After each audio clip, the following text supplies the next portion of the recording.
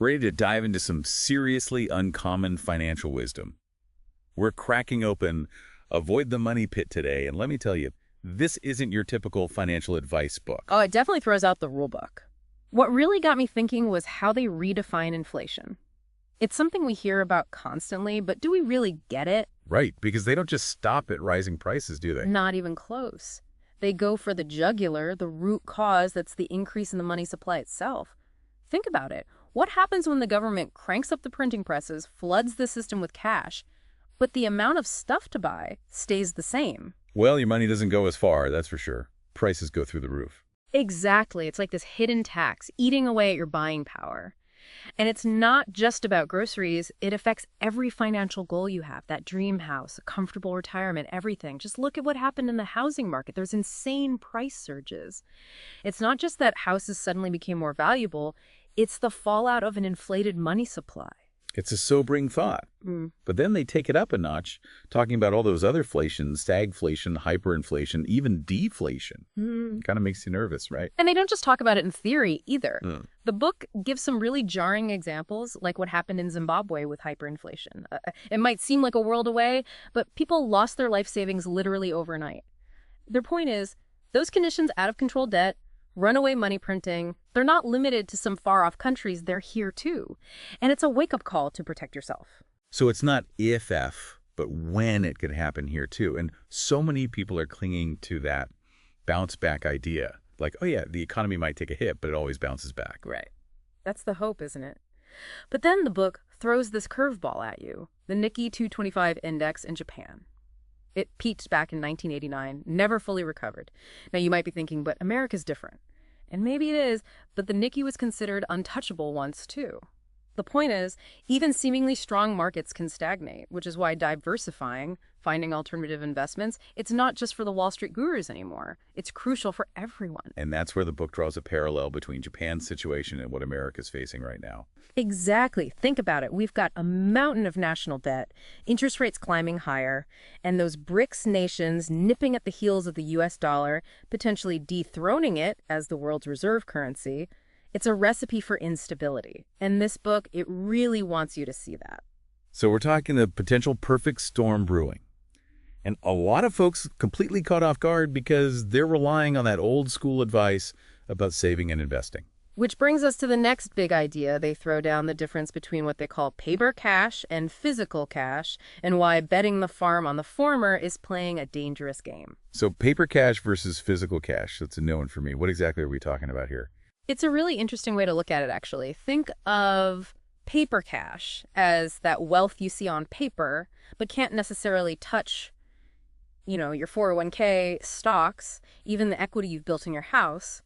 Looks good on a spreadsheet, but when you need cold, hard cash, not so fast. That's like saying, well, sure, my house is worth more than I paid for it, but I can't exactly buy groceries with that equity. You got it. And that's the danger the book highlights, relying too heavily on those types of assets, especially in uncertain times. Let's say you lose your job right when the market takes a nosedive. Suddenly, that cozy nest egg in your 401k, it doesn't seem so safe anymore. You might face penalties for early withdrawal or be forced to sell at a loss. And that's the thing about paper cash. It's not always there when you need it most. Hence the need for physical cash, right? Bingo. Having a chunk of your wealth in something more tangible, readily accessible. It's about having options, being flexible when life throws you a curveball. Which brings us to some of those alternative financial strategies they dig into. Yeah. And they don't shy away from shaking things up, even calling out big names like Dave Ramsey and his 7 baby steps. Yeah, they walk a tightrope there. They acknowledge Ramsey's influence, the positive impact he's had on so many people. But they also raise some eyebrows, encourage you to look beyond the surface and see if those baby steps truly fit your situation. Like their take on whole life insurance. Ramsey's famously against it. Absolutely. They recognize his stance, calling it a ripoff, but they offer a counterpoint.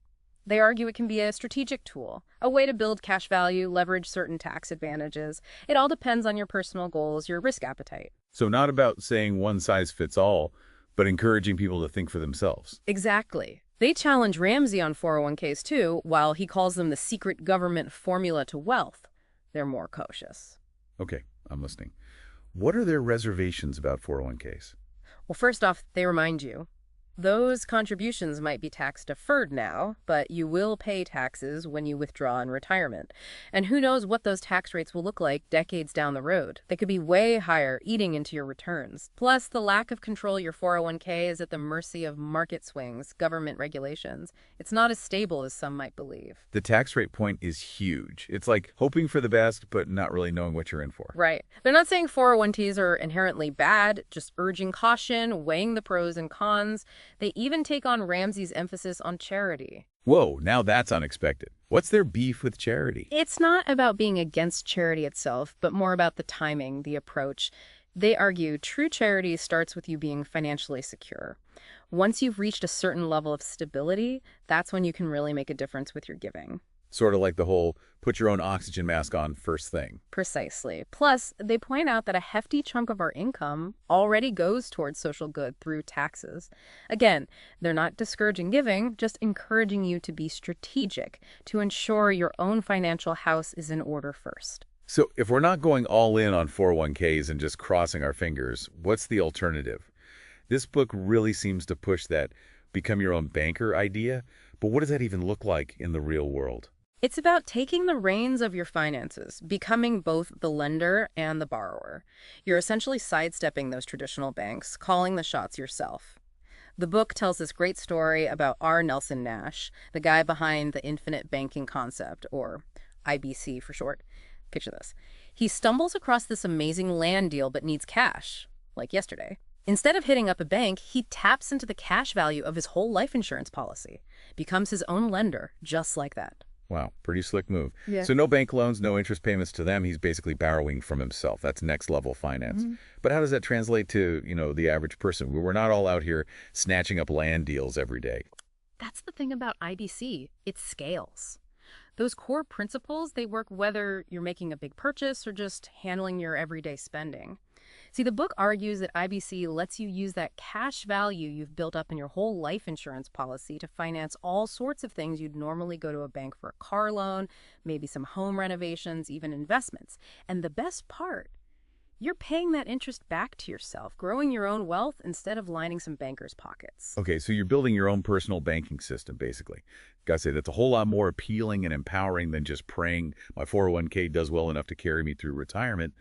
But isn't whole life insurance, insanely expensive? That's what a lot of people think, but it's not always the case. The book does a good job of explaining the difference between term life insurance, which is only good for a set period, and a whole life, which covers you for life and builds cash value over time. Yeah, those initial premiums for whole life might seem steeper, but that long-term growth potential, the tax advantages, they can really add up, especially when you factor in that whole become your own banker angle. So it's a real mindset shift they're advocating for, moving away from relying on those big financial institutions, taking charge of your own future. You got it. And it doesn't stop there. They also challenge that whole cash is trash mentality that's so popular. That was my next question. Isn't it important to have your money working for you, not just sitting around collecting dust? Of course. But the book makes a crucial distinction. It's not about hoarding cash. It's about having the right kind of cash. They're big on having liquid assets at the ready, especially when the economy gets shaky. Imagine everyone else is panicking, selling low, but you've got cash on hand, ready to snap up those bargain bin assets. That's when cash becomes a wealth-building powerhouse. Like having an arsenal ready to deploy when the perfect opportunity presents itself. Exactly. It's about being prepared, being in control. And that, ultimately, is what this book says true fun in finance is all about. Now you're speaking my language. Whoa! Don't think I've ever associated fun with finance before. It's about that deep satisfaction, understanding the system, building a secure future for you and your family, passing that wisdom down. It's about true financial empowerment, not just chasing those fleeting returns. This deep dive has been eye-opening, that's for sure. We've poked holes in conventional wisdom, explored some really interesting alternatives, maybe even got some folks thinking about their own financial journeys. If Avoid the Money Pit teaches us anything, it's this. Don't be afraid to question the status quo. Take control, do your homework, and never stop learning. Building a secure future, it doesn't have to be boring. In fact, it might just be a lot more fun than you ever imagined.